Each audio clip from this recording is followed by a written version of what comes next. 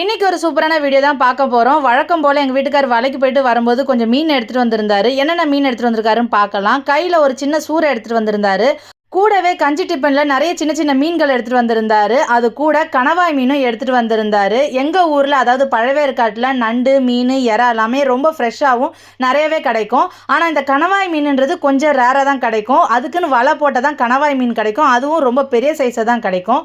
இந்த மாதிரி மீனுக்குன்னு வலை போடும்போது அதில் 1, 2 கிடைக்கிறது தான் குழம்புக்கு எடுத்துட்டு வருவாங்க.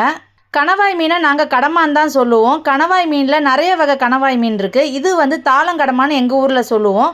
பொதுவாக இந்த மாதிரி கணவாய் மீன் கிடச்சிதுன்னா அதை விற்க மாட்டாங்க. ஏன்னா இந்த மாதிரி 1, 2 ரேராக தான் கிடைக்கும். அதை எடுத்து குழம்புக்கு தான் எடுத்துப்பாங்க. நிறைய கிடைக்கிற பட்சத்தை தான் அதை விற்க செய்வாங்க.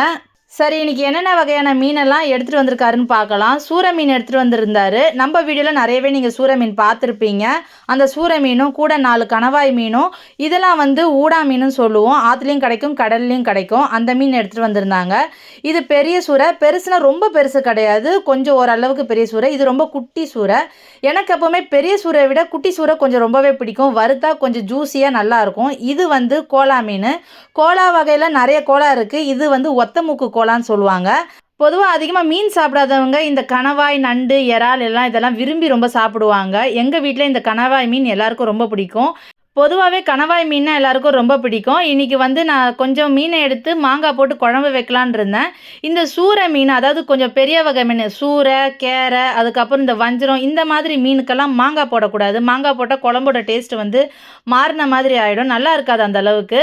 அதனால் இந்த மாதிரி பெரிய வகை மீன்களை வைக்கும்போது மாங்காய் போடுறத தவிர்த்துருங்க. அதாவது எல்லா வகைக்கும் கிடையாது, சூரை, கேரை, வஞ்சரம், மாவலாசின்னு சொல்லக்கூடிய இந்த பெரிய வகை மீன்களுக்கு மட்டும் நான் சொல்கிறேன்.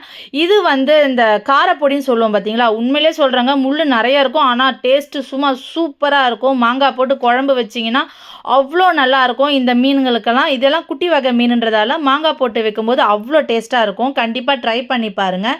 அதே மாதிரி முள் அதிகமாக இருக்கிற மீன் எல்லாமே குழம்புக்கு அவ்வளோ டேஸ்ட்டாக சூப்பராக இருக்கும். குழந்தைங்களுக்கு வைக்கும்போது மட்டும் கொஞ்சம் பார்த்து வைங்க. முள் அதிகமாக இருக்கிற மீனை ஒரு 2 மீனை நீங்கள் குழம்புல போட்டாவே குழம்பு அவ்வளோ அட்டகாசமாக சூப்பராக இருக்கும். கண்டிப்பாக ட்ரை பண்ணி பாருங்கள். குழந்தைங்களுக்கு வைக்கும்போது மட்டும் அதை எடுத்துருங்க. இந்த வீடியோ உங்களுக்கு பிடிச்சிருக்கோன்னு நம்புகிறேன். அடுத்த ஒரு சூப்பர் வீடியோவில் பார்க்கலாம்.